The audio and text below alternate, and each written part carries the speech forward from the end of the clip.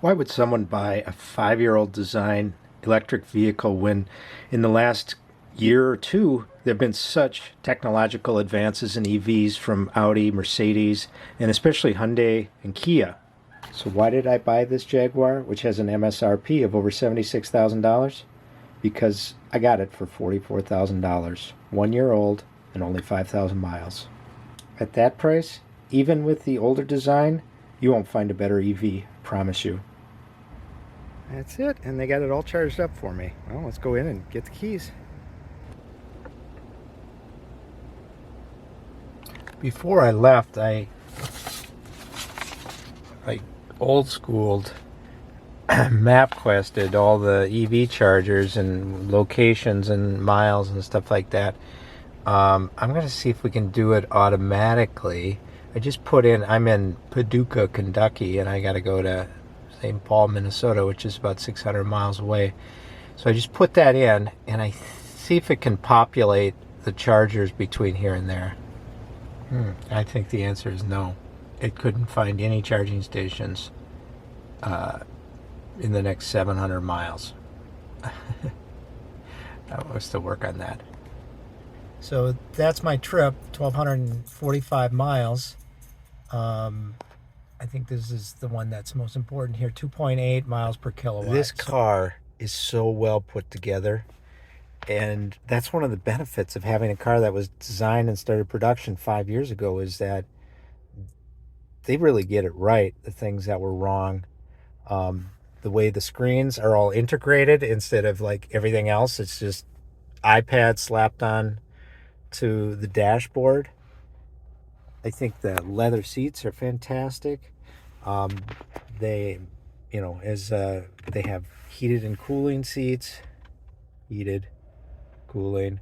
That's standard on all of them for 2022. There's nothing in this car that I don't like, and I'm usually fairly critical about. Oh, I know what I don't like. Here, you can't see anything out the window, the rear window. It's like almost laughable.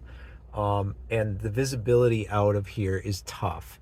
So when you're parking, you kind of have to rely on those, on this screen a lot.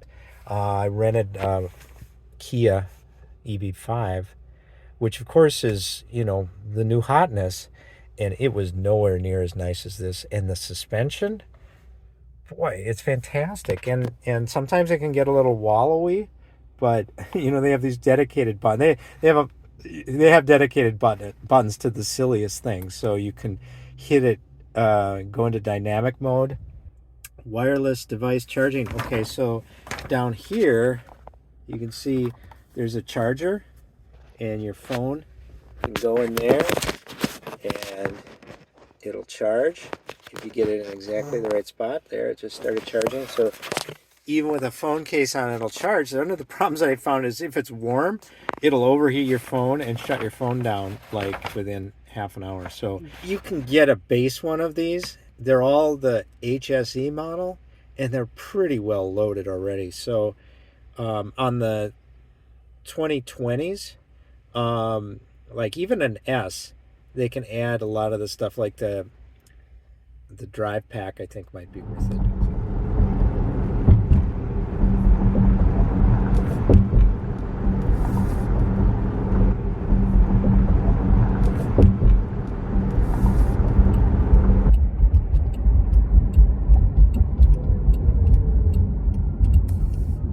Now turn left.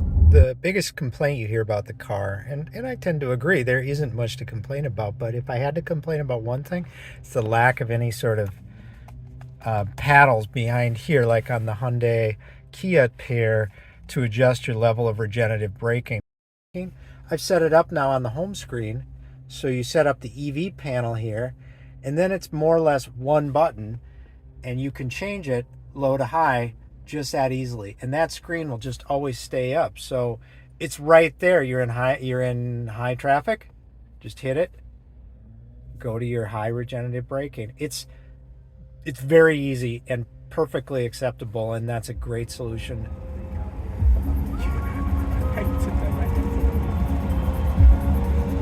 Alright, I don't like this one. That's really cool. I like the adaptive, like, keeping you that far away. I hope once we figure out my car, it'll do that. So if you wander over here too close, it'll give you a little shove back in to the lane. But I can turn it off here, and it will always stay off when I start the car. Now it's not annoying you unnecessarily. So you can open up the tailgate by just kicking under here. That was a $100 option you could probably do without, because there we go. I'm not sure that's a whole lot easier than just pushing the button under here to open it up, but yeah, your mileage may vary. I have zero complaints about the Pivi Pro system, especially compared to my F-Type, which is just absolute antique compared to this. Everything is very quick and laid out really nice. Supposedly that's how many miles I'd get 100% charge. If you do the math, the iPace has an 84.7 usable battery pack. So 253 divided by 84.7 is 2.99 miles per kilowatt. On my way home today, you can see that it's a little more congested, going slower, but getting 3.9 to 4 miles per kilowatt. So if you're stuck in slow traffic, typically that's what you could probably expect to get as far as range. Okay, hopefully I've convinced you that the Jaguar I-Pace is at least a car that you ought to consider if you're thinking of buying an electric car. So now, why is it so cheap? Well, a couple of reasons. Jaguar has a terrible reputation for being unreliable, and frankly, I think it's undeserving. And thank God it's got such a bad reputation. I was able to buy my 2017 Jaguar F-Type convertible 6-speed S manual transmission for $40,000 off the list price with 200 kilometers on it when I bought it. And in the last 5 years of owning it, the only repairs that I've had were the battery had to be replaced and the oxygen sensor replaced twice, which was a known issue, and it's actually covered under warranty for like ever. So I've never had to pay for any repairs so far. It's been an awesome car and I love it. The other reason is this perceived old tech. Okay, yeah, so you can only charge at 100 kilowatts per hour instead of 250. But I got to tell you, since I came home from buying the car in Atlanta, I have never DC fast charged. In the entire state of Minnesota, there's one single DC fast charger that's over 100 kilowatts, and that's like 10 miles from my house. So I would never use it.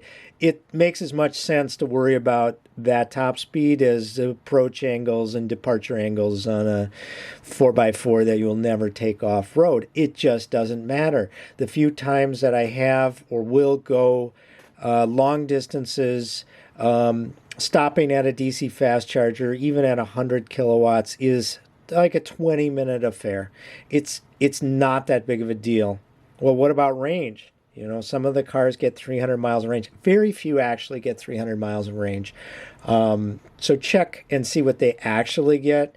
The I-Pace will get, I would say a solid 220, which, again, I have to charge the car once a week when I'm in town going to work. You never have to worry about more than that. And if you just plug it in when you get home on a slow level 2 charger, it's going to be charged. I have it set at 80%. It'll be fully charged every morning, and I only plug it in once a week. So that shouldn't be a deal breaker at all for you. The other big reason that this 2022 was so cheap was that it is a Lemon branded title.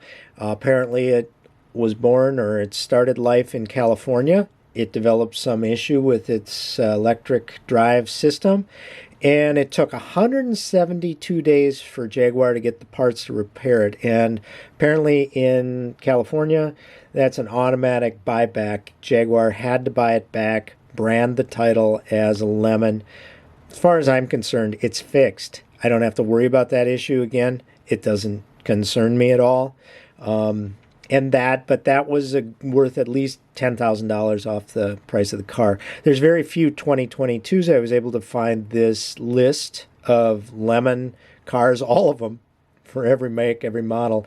And there's just this very few 2022s. But there's a couple, and there's one out there right now you could get for even less than I paid for mine with fewer miles on it. So I would look for those opportunities, especially on the 2019s and 2020s. I wouldn't buy a 2019 because it had so many problems. There was no 2021. 2020s are fine if you don't mind the interface, which is a little, is the old school interface. It's head and shoulders over my F-Type, but not as good as the new one. And definitely look for one of those Lemon branded cars on the 2020. There was a big problem that they had early on with the I-Pace, and that was they made the wiring harness too short, and it would, the sense I got is it would unplug itself with hard starts, and in order to fix that, they had to remove the entire drivetrain in the front, which is like everything in the front, to replace those wires. So I don't know, but I would rather have one that's already had that repair done than have to deal with that once it's out of warranty. I understand it's about a $12,000-$13,000 repair if you have to pay for it yourself. Once in a lifetime deal. If you do a search on Cars.com of 2022 I-Paces, you can see that there's several others priced similarly, and these aren't Lemon branded ones. Like I said, I would opt for the Lemon branded one, frankly, but you can see this one's 46 with 14,000 miles on it. Here's another one with under 10 for 46,000 with CarMax.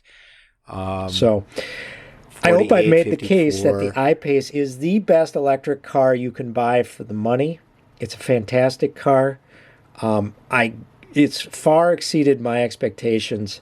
You might want to stay tuned to see how things go as things progress. I've just gotten snow tires, and we'll have another video about that. We'll have a video about fast charging, some of those issues, reliability. We'll see how far the range goes down in the winter, and just see what comes up. So please stay tuned. Bye-bye.